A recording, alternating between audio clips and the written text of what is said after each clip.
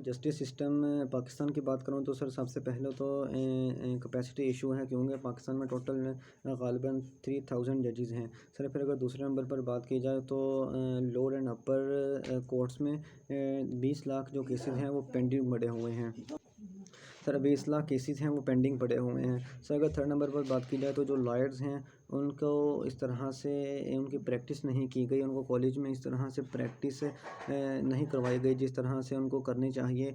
और जब लॉयर कोई भी केस को फाइल करते हैं, उनको प्रमोट करते हैं, जब वो जजेस के पास लेकर जाते हैं तो बल्कि जजेस को उनको बताना पड़ता है कि लॉयर को किस तरह से केस को फाइल करना है सर। अगर थर्ड नंबर पर बात करें तो कुछ कमियाँ कोताहियाँ इन्वेस्टिगेशन में प्रोसिक्यूशन के दरमियान भी हो जाती हैं। तो सर अगर मैं अपनी बात को समराइज़ करूँ तो जुडिशरी का सिस्टम इम्प्रूव किया जा सकता है अगर judiciary system plus lawyer and plus investigation और जो प्रोसिक्यूशन है इसको हम दर्जा ब दर्जा इम्प्रूव कर लें तो जो जुडिशरी सिस्टम इन पाकिस्तान उसको कम किया जा सकता है। इस तरह अगर बात की जाए तो आर्मी गवर्नमेंट को डेमोक्रेटिक गवर्नमेंट की तो मुल्क पाकिस्तान की थ्रू आउट हिस्ट्री में अगर देखा जाए तो जो आर्मी गवर्नमेंट है उसके दौर में जो पाकिस्तान की इकोनॉमी है वो बूस्ट अप की गई है सर। उसकी जो मेन वजह वो ये हो सकती है कि आर्मी गवर्नमेंट को टेन्योर ज़्यादा मिला है, क्योंकि इन्होंने 10-10 साल गुजारे हैं। जिस तरह से अयूब खान 1958 से लेकर 1969 तक रहा, फिर यहिया खान 1969 से लेकर आगे।